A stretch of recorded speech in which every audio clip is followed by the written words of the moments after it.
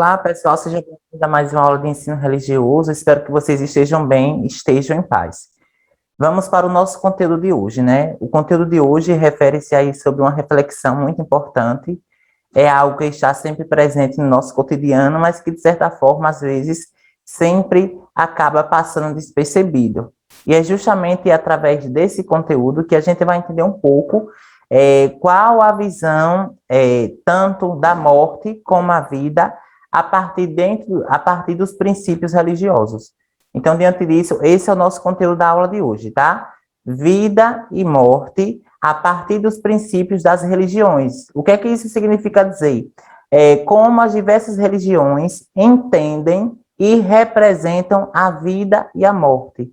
Não é trabalhar a ideia de vida, não é trabalhar a ideia de morte de forma individualista ou de maneira individual, tá? Mas entender esses dois fenômenos como uma representação a partir dos princípios das religiões.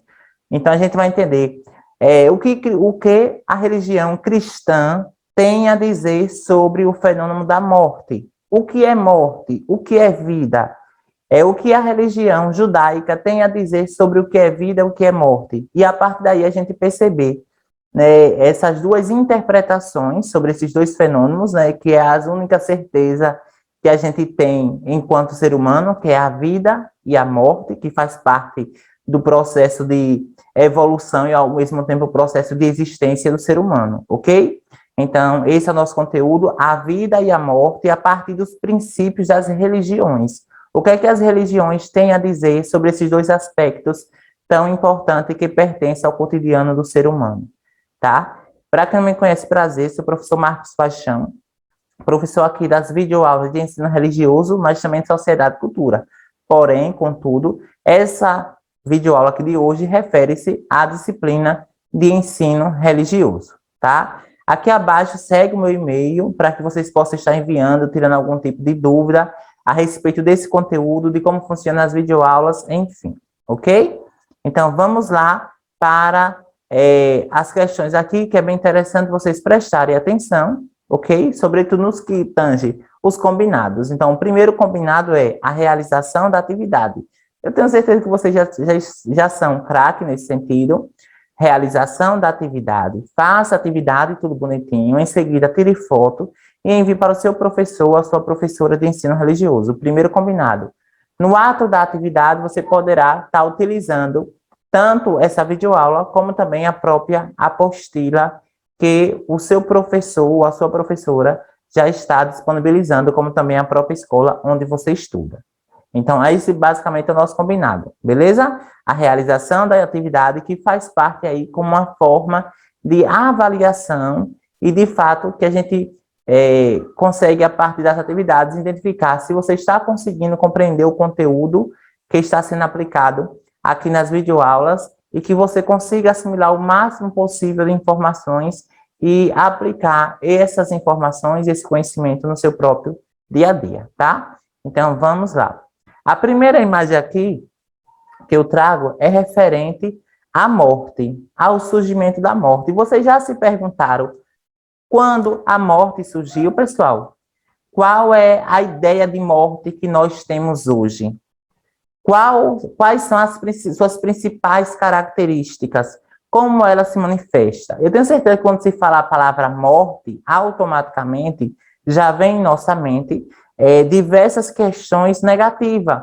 Porque quer queira que não, a morte durante todo o processo da história foi transmitida e reproduzida a ideia, né, de tristeza, de sentimentos, de luto, né, de dor, de perda de um ente querido, ou de alguém ali próximo da família. Mas que a morte, no decorrer do próprio tempo em si, foi adquirindo diversas questões.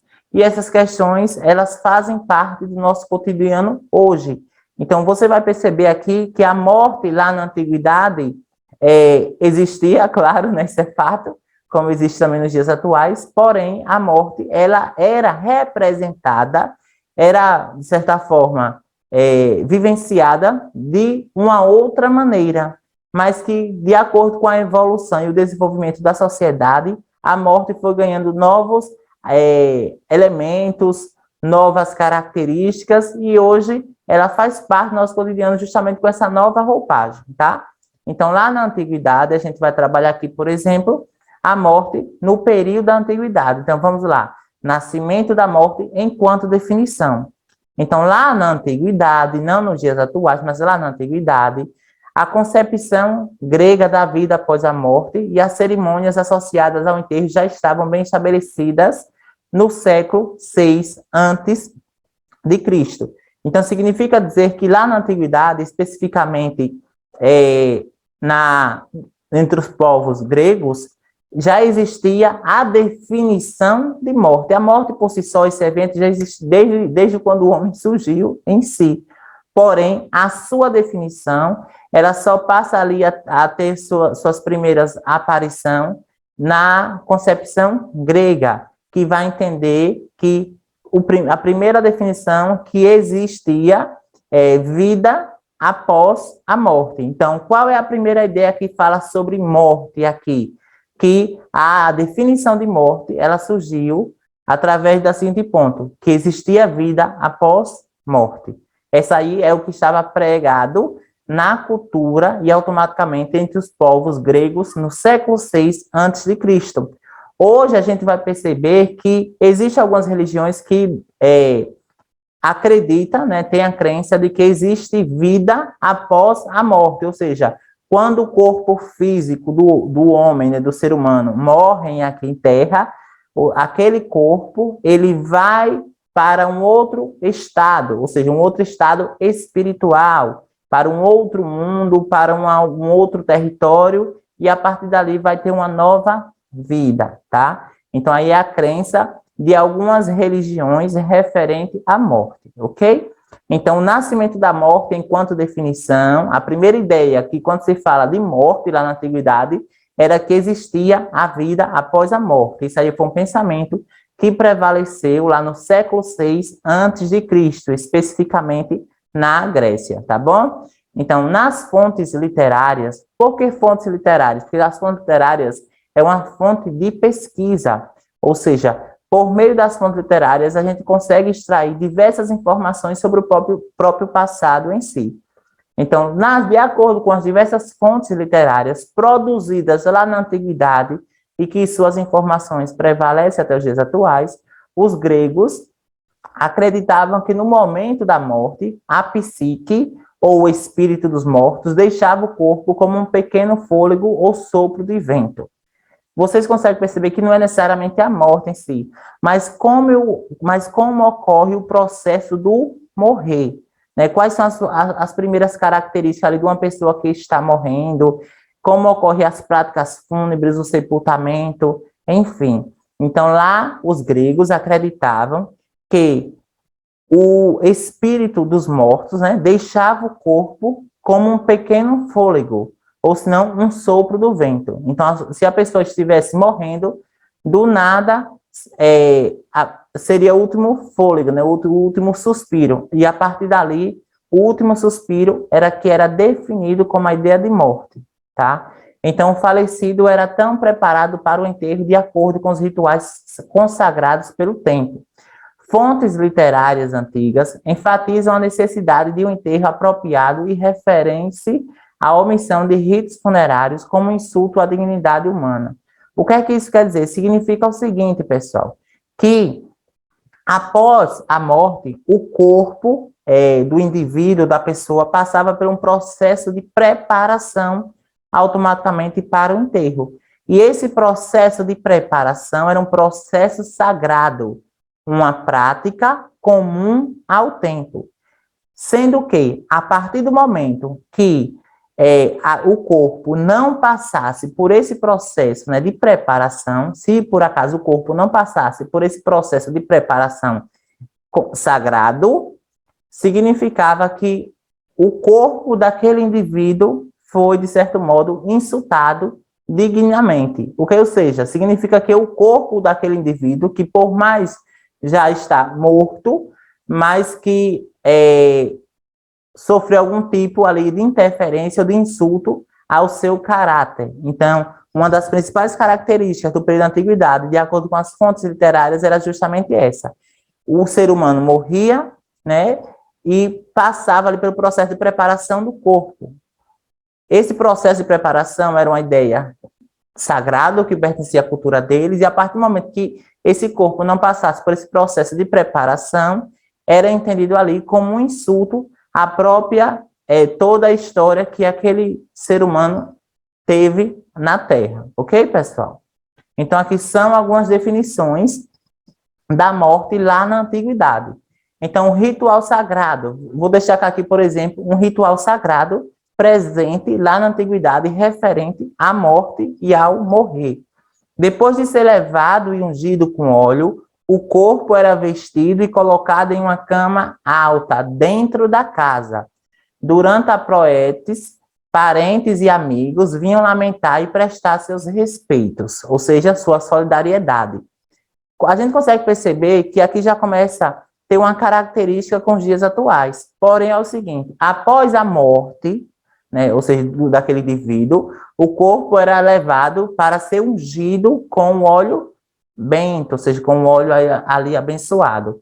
O corpo era vestido. Hoje, quando o corpo ele é vestido, ele é automaticamente posto no caixão, e fica normalmente exposto, né, ali para o processo de visitação, né, das pessoas que vêm prestar suas homenagens, né, ou seja, o luto ali para aquela família. Mas, naquele tempo, o corpo era colocado em uma mesa alta para que as pessoas viessem fazer ali a sua solidariedade, né, prestar sua solidariedade à família. Então, a gente consegue já perceber aqui uma diferença.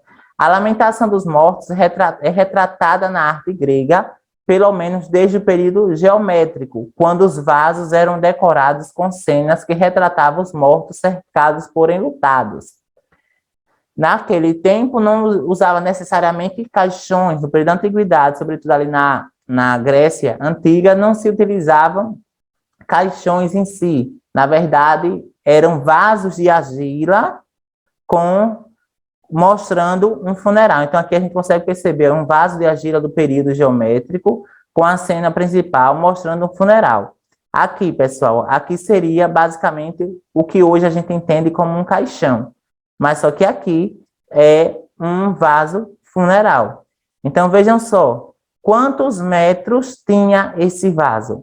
1,08 m, ok? De altura, basicamente. Então, isso ia variar e depender de acordo com a estatura do próprio corpo do ser humano. O que é interessante destacar aqui é o seguinte, não significa que todo mundo era sepultado dentro de uma urna funerária dessa. Pelo contrário, normalmente eram apenas as pessoas que tinham certo poder econômico, né, certo poder financeiro, que era sepultado, né, enterrado aí dentro dessas urnas que ficavam aí preservadas durante muitos e muitos anos. Ok, pessoal? Então, aqui a gente consegue perceber como era a ideia da morte, como a morte era vista lá na antiguidade. E agora eu pergunto para vocês, e hoje, como a morte e a vida são representadas pelas religiões atuais? Veremos a partir de agora a morte na visão das religiões judaica e cristã.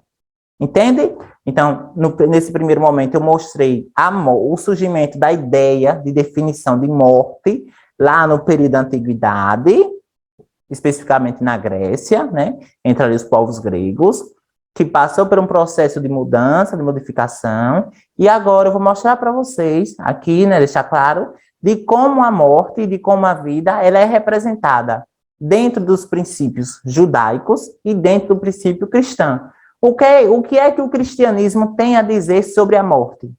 O que é que a religião judaica tem a dizer sobre a morte e sobre a vida? Ok? Então, vamos lá? Bom, primeira informação que eu trago, claro, é sobre o cristianismo. Veja só, para o cristianismo, como o fenômeno da morte e vida são entendidas? Para a maioria dos cristãos, na morte, o espírito vai para o céu ou para o inferno. Para os católicos, há o purgatório, e para outras denominações, a morte é um sono até o dia do juízo, até o dia do juízo. o destino varia de acordo com o que o morto fez em vida. Por isso, quando um cristão morre, familiares e amigos consolam uns aos outros pela perda, além de orar para que o falecido seja perdoado de seus pecados e alcance o paraíso. Cristãos protestantes recém-falecidos são vendidos com roupas habituais e costumam se retirar qualquer adorno de seu corpo. Então, aqui é uma caracterização, é a visão do cristianismo acerca da morte. Então, vamos lá por parte para que fique claro para vocês. Para a maioria dos cristãos, especificamente para o catolicismo, o espírito morre aqui em terra, o estado físico, mas o seu espírito ele vai para o julgamento final, para o juízo final, e ele pode ir tanto para o inferno, ou se não para o céu. Essa aí é a visão do cristianismo, especificamente da religião católica, sobre a ideia de morte. E durante esse processo de espera do juízo final, a alma fica ali em um processo de purgatório, seria um espaço espiritual onde as almas passassem por um processo de reflexão sobre os seus pecados aqui na Terra, tá? Essa aqui é a visão a visão do catolicismo. Por isso, quando um cristão morre, familiares e amigos consolam uns aos outros pela perda, além de orar para que o falecido seja perdoado dos seus pecados e alcance o paraíso.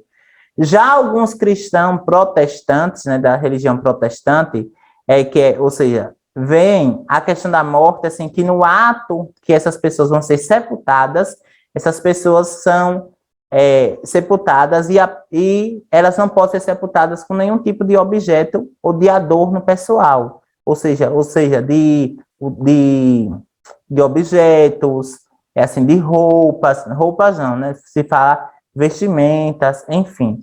Então, para cada religião, existe um modo de ver e representação da morte, beleza? Pronto. Dentro ainda do cristianismo, ocorre aí, durante o processo, a ideia de última bênção. O que seria a última bênção? Se um católico está para morrer, o padre faz a extrema unção, passando o óleo dos enfermos, azeite de oliva benzido, em missa, em 6 partes do corpo: olhos, narinas, boca, ouvidos, mãos e pés. Enquanto isso, faz orações e pede a Deus que perdoe a pessoa pelos males cometidos aqui na terra. Aí o que é interessante deixar aqui para vocês? Aqui é um ritual sagrado, Um ritual sagrado dentro do cristianismo, especificamente dentro da igreja católica, para os adeptos católicos. Porém, é importante destacar que esse ritual, ele só é feito se por acaso a pessoa está prestes a morrer. Então, às vezes, a pessoa está lá internada há muito tempo, no hospital, enfim, e já está em estado terminal, ou seja, basicamente ali, a qualquer momento, aquela pessoa pode morrer, aí a família se reúne, chama o padre para fazer a bênção final, a extrema unção, a última bênção. Porém, a pessoa não pode estar morta. A pessoa tem que estar ali em estado terminal para fazer aí esse ritual, ok? E, enfim, livre. O que significa dizer? Que após a morte, o que é que ocorre ali naquele espaço onde ocorreu o velório, onde ocorreu ali, os momentos de dores e compartilhamento, enfim, de solidariedade. Alguns cristãos também abrem as janelas logo depois de uma morte, para que corra vento no ambiente e a alma do falecido se sinta livre. Pela tradição católica, o corpo deve ser bem lavado, ungido com perfume e especiarias e vestido com boas roupas. Todo o cuidado serve para preparar o corpo para a vida eterna, tá? Então, aqui é uma visão presente dentro das religiões cristãs sobre a morte e a preparação das práticas fúnebres. Tá, pessoal? Então, para deixar claro, ali eu apresentei sobre a visão da morte e como ocorre a morte e a preparação do defunto para a prática de sepultamento. E agora aqui, para o judaísmo, como o fenômeno da morte e vida são entendidas. Agora é a vez do judaísmo. A morte não é uma tragédia, mas algo natural. Olha que algo interessante aqui e que a gente consegue extrair, de certa forma, para o nosso dia a dia. Normalmente, quando uma pessoa querida morre em nosso convívio familiar, automaticamente, né? Porque diante do choque, logo julgamos como uma tragédia. E, de fato, é uma tragédia, porque, quer queira que não, acabou interferindo ali nas nossas relações que a gente tinha com aquela pessoa. Isso daí é fato. Porém, a gente sabe que é algo natural. É como diz Fernando Pessoa, né? A única certeza que nós temos é que iremos morrer, de fato. Porém, nós nunca estamos preparados para esse processo, que, na verdade, é um processo natural que pertence, sim, à própria existência do ser humano. Então, os judeus se veem como hóspedes temporários de passagem pela terra. Então, os judeus acreditam que são hóspedes temporários aqui na terra, que todos são hóspedes temporários aqui na terra, que sua hospedagem aqui na terra tem seu início, meio e fim. E esse fim, ele é encerrado pela morte. Então, vem a morte como um canal de encerramento de um processo. Ou seja, a alma sobrevive mesmo que o corpo tenha falecido. Então, vejam só que algo interessante. Eles acreditam que, por mais que o corpo físico da pessoa, né, morreu, ou seja, não está mais em funcionamento, mas que a sua alma ainda vive ali no meio familiar. Se foram bons e dignos em vida, a alma será recompensada no além. Ou seja, se a pessoa fez coisas boas aqui na Terra, sua alma irá para o além. Caso contrário, né, enfim, né, já vai para um outro local. E é para que siga iluminada que amigos e familiares cumpram uma série de rituais. Então, quando uma pessoa dentro da religião judaica morre, tem que passar por todo um processo de preparação. E esse processo de preparação tem que ser feito tanto por amigos próximos, como familiares, enfim. Aí vejo aqui, eu trago uma mensagem para vocês, né? Na verdade, é um trecho bíblico da religião judaica. Pois do pó viestes e ao pó retornarás. Ok? Pronto. E aqui, pessoal, o que é um ponto que deve ser destacado aqui, e difere também da religião cristã, especificamente do catolicismo, é que no ato do velório, ou seja, do sepultamento ali, não se deve existir nenhum tipo de enfeite. Hoje, normalmente, quando você vai a um velório, vocês observem, normalmente tem flores, normalmente agora, né, várias empresas aí de planos funerários estão fornecendo bombons, balas, refrigerantes, salgadinho, coxinha, pastel. Então, aí existe um conjunto de elementos que são características da realidade atual. Porém, dentro da religião judaica, o velório ele deve ocorrer sem nenhum tipo de enfeite, sem nenhum tipo de elemento decorativo. Então, as janelas do local do óbito de um judeu são abertas e acessórios como joias, relógios e até mesmo perucas são retirados do morto, para que ele não encontre o Criador portando objetos mundanos. Então, vejam só, faz todo esse processo em torno do morto, ok? Mas que quando a alma desse morto encontrasse com Deus, que ele não esteja portando nenhum tipo de objeto ou elemento do mundo do homem, ok? Então, aqui a gente consegue perceber. Simples assim. O caixão deve ser arranjado rápido, seguindo um padrão. Ser de madeira, forrado com um pano preto e adequado ao tamanho do corpo, estampado a estrela de Davi. Os caixões dos judeus devem ser parecidos para lembrar que a morte igualará a todos. Olhe que ponto também interessante aqui, ao retorno essa imagem. Os padrões, existe um padrão, né, de caixões dentro do judaísmo. entendendo o quê? Que todos irá passar por aquele processo e que, de certa forma, todos ali naquele momento se tornam iguais, independentemente das suas condições financeiras, ok? Pronto. E agora aqui a gente vai para o momento da atividade. Pessoal, vocês conseguiram perceber que a morte, ela vai para além do que a gente entende? Que morte não é apenas o fato de morrer, mas quando se fala na palavra morte, na verdade é um campo, e dentro desse campo existe todo um processo de preparação, tanto antes como depois. Existem as práticas fúnebres, o enterro, o sepultamento, né? A dor, a questão da perda. E é interessante a gente estar trazendo esses conteúdos para dentro da disciplina de religião, porque quer queira que não, faz parte do nosso processo diário, do nosso processo de existência humana, ok? Então, não é trabalhar a morte, apenas a morte, não é trabalhar a vida, apenas a vida. É mostrar quais são as concepções e representações que as igrejas e que as religiões têm diante desses dois temas tão polêmicos e, ao mesmo tempo, importantes e que se enquadra aí no dia a dia do próprio ser humano, ok? E agora que a gente vai para a nossa atividade, pessoal.